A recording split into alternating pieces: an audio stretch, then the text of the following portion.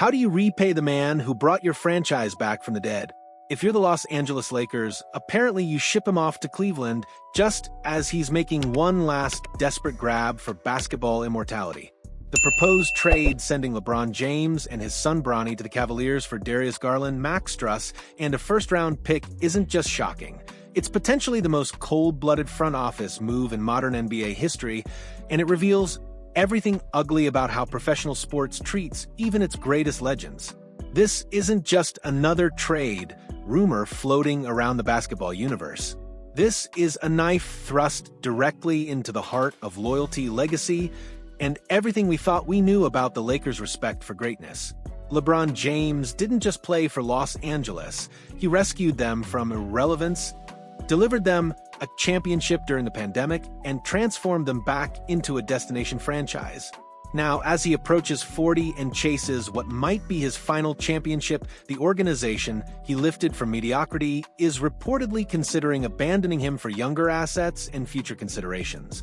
The crux of this potential betrayal lies in what analysts are calling a timeline clash between LeBron's championship urgency and the Lakers' long-term vision around Luka Doncic. At 40 years old, LeBron is operating in championship or bust mode, knowing that each season could be his last chance to add to his legacy. Meanwhile, the Lakers seem perfectly content to prioritize the future over the present, treating LeBron's remaining prime years as expendable commodities in their grand rebuilding scheme. This timeline argument represents everything wrong with modern NBA thinking. Since when did the Lakers become a patient, long-term planning organization?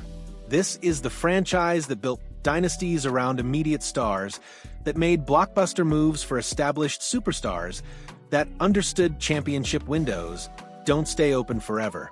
Now, they're supposedly worried about fitting LeBron's timeline when he's still performing at an elite level and dragging their roster to respectability single-handedly. The 26-year-old Doncic and 27-year-old Austin Reeves represent the future, but what about the present? LeBron is still a consensus top 10 player in the NBA, still capable of dominant performances, still the engine that makes the Lakers relevant on a nightly basis. Trading him away for future assets while he can still contribute at an all-star level would be organizational malpractice of the highest order. The timeline excuse also ignores a fundamental truth about championship construction: you build around greatness when you have it. LeBron James, even at 40, represents a level of basketball excellence and championship experience that can't be replicated through draft picks or young potential. The Lakers would be trading away proven greatness for theoretical future success, a gamble that rarely pays off in professional sports. The proposed return package centers around Darius Garland, a 25-year-old all-star guard who underwent toe surgery in June and isn't expected to be ready for training camp. Let that sink in for a moment. The Lakers would potentially trade the greatest player of his generation for a guard who can't even practice with his new team and has serious questions about his return form. Garland's injury history makes this trade even more questionable. Toe injuries for guards can be particularly troublesome, affecting everything from lateral movement to shooting mechanics. The Lakers would be betting that Garland returns to his all-star form while simultaneously losing the one player on their roster who has proven he can carry a team through adversity and into championship contention. The supporting pieces, Max Struss and a 2026 first-round pick, feel almost insulting when weighed against LeBron's continued production and leadership. Struss is a solid role player, but he's exactly the type of complementary piece that becomes more valuable when paired with superstars like LeBron, not less valuable. A first-round pick 3 years in the future represents hope and potential, but LeBron represents immediate championship possibility. The package essentially asks the Lakers to trade away their best player for an injured guard, a role player, and a future asset that might not even convey as a valuable pick. It's the kind of trade that looks reasonable on paper, but ignores the intangible value that transcendent players bring to organizations and the difficulty of replacing elite production with committee approaches. From Cleveland's perspective, this trade represents exactly the type of calculated risk that championship contending teams should make. The Cavaliers currently hold the third shortest odds to win the NBA title, and adding LeBron James would instantly make them the favorites to represent the Eastern Conference in the finals. It's a move that acknowledges their current championship window and maximizes their chances of capitalizing on it. LeBron's return to Cleveland would carry enormous emotional weight and marketing value beyond just basketball considerations. The narrative of the prodigal son returning home for one final championship run would capture the imagination of basketball fans worldwide and create a storyline that transcends sports. Cleveland would become appointment television every night, with LeBron's every move scrutinized and celebrated. The inclusion of Bronny James in the deal adds another layer of appeal for Cleveland. Having father and son play together in the city where LeBron first became a superstar would be a marketing dream and provide Cleveland with a unique selling point that no other franchise could offer. The emotional resonance of that pairing would generate interest and revenue that extends far beyond basketball performance. More importantly, Cleveland would be acquiring a player with 4 NBA championships and 10 finals appearances, someone who has consistently elevated his teams to championship level regardless of supporting cast quality. LeBron's championship pedigree isn't theoretical, it's proven over nearly 2 decades of elite performance in the most crucial moments. The Lakers' apparent willingness to trade LeBron reveals a fundamental misunderstanding of their own competitive position and organizational identity.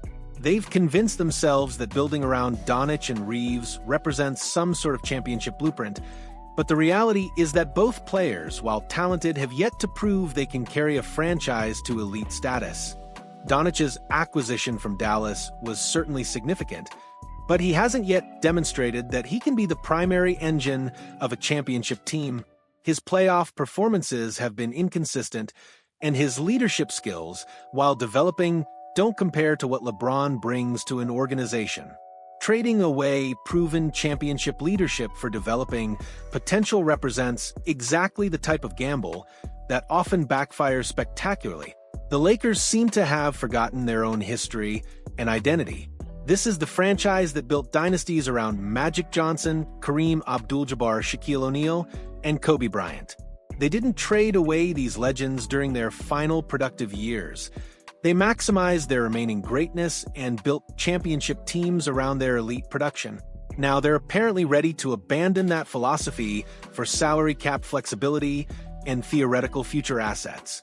The organization's apparent comfort with moving on from LeBron also ignores the reality of free agency and superstar acquisition.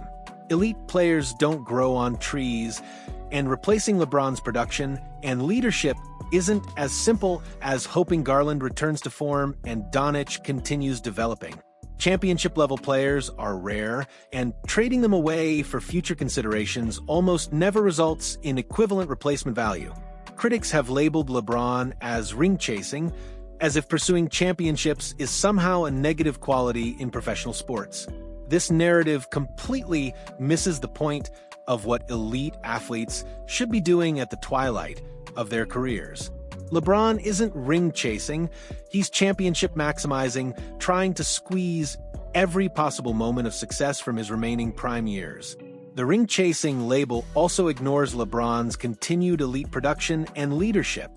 This isn't a case of a declining superstar desperately clinging to relevance while dragging down his team's performance. LeBron is still performing at an all-star level, still making his teammates better, still carrying the Lakers to competitive relevance they wouldn't achieve without him. If anything, the Lakers should be matching LeBron's championship urgency rather than treating it as a burden. Championship windows are precious and fleeting, and organizations that waste them typically regret those decisions for decades. The Lakers have a transcendent player still performing at an elite level, and their response shouldn't be to trade him away for future assets. The championship urgency that critics dismiss as ring-chasing represents exactly the mentality that winning organizations should embrace. LeBron understands that time is running out, that championship opportunities are rare, and that maximizing current success is more valuable than theoretical future possibilities. The Lakers would be wise to adopt that same urgency rather than treating it as a liability. Beyond basketball considerations, this potential trade raises serious questions about organizational loyalty and how franchises treat the players who transform their fortunes. LeBron didn't just play for the Lakers. He chose them during a difficult period, delivered them a championship, and made them relevant again in a crowded Los Angeles sports market. The 2020 championship that LeBron delivered to Los Angeles came during unprecedented circumstances, with the pandemic creating unique challenges that required extraordinary leadership and mental toughness. LeBron rose to that occasion, carrying the Lakers through adversity and delivering the franchise's first championship in a decade. Now, just 5 years later, they're reportedly ready to trade him away for future considerations. This potential betrayal sends a message that extends far beyond just LeBron's situation. Future superstars will undoubtedly take note of how the Lakers treat their legends, and it could impact the franchise's ability to attract elite talent in the future. Why would a superstar choose Los Angeles if they know the organization will discard them the moment their timeline doesn't perfectly align with management's long-term vision? The loyalty question also extends to the fans who have invested emotionally in LeBron's Lakers tenure. Trading away the player who brought them back to championship relevance would feel like a betrayal of everything they've supported and celebrated over the past several years. Perhaps the most troubling aspect of this potential trade is what it reveals about the Lakers' understanding of championship windows. They seem to believe that they can simply reload around Doncic and compete for titles in the future, but championship opportunities are far more rare and difficult to create than that thinking suggests. Elite players like LeBron don't come along often, and when you have one still performing at a high level, the organizational focus should be on maximizing that advantage rather than trading it away for theoretical future success. The Lakers had championship-level talent with LeBron and have struggled to build adequate supporting casts around him. The solution isn't to trade away the elite talent, it's to improve the supporting cast construction. Championship windows also don't operate on neat timelines that align with front office planning. Injuries, unexpected developments, and competitive landscape changes can alter championship prospects rapidly. The Lakers' apparent belief that they can simply time their competitive peak to coincide with Doncic's prime years ignores the unpredictable nature of professional sports success. If the Lakers actually execute this trade, it could go down as one of the most short-sighted moves in NBA history. They would be trading away a transcendent player still capable of championship-level production for an injured guard, a role player, and a future draft pick. The basketball logic is questionable, the loyalty implications are troubling, and the message it sends about organizational priorities is deeply concerning. LeBron James has earned the right to chase championships with a competitive supporting cast, not to be traded away because his timeline doesn't perfectly align with management's theoretical future plans. At 40 years old, he's still performing at an elite level and still capable of carrying teams to championship contention. Trading that away for future assets represents exactly the type of gamble that haunts organizations for decades. The Lakers need to remember who they are and what they represent. They're not a small market franchise forced to choose between present and future success. They're the Los Angeles Lakers, and they should be maximizing every moment of greatness they possess rather than trading it away for uncertain future possibilities. This trade proposal represents everything wrong with modern NBA thinking: the obsession with timeline alignment, the overvaluation of future assets, and the underappreciation of proven championship excellence. The Lakers would be wise to reject this mindset and focus on building around the transcendent talent they already possess rather than gambling it away for theoretical future success. What's your take on this potentially historic trade scenario? Are the Lakers making a smart, long-term move by prioritizing their future around Doncic, or would trading LeBron represent one of the most disloyal and short-sighted decisions in franchise history? This story is developing rapidly, and your perspective on whether loyalty and championship windows should trump timeline concerns could be the insight that cuts through all the front office rhetoric and gets to the heart of what really matters in building winning organizations.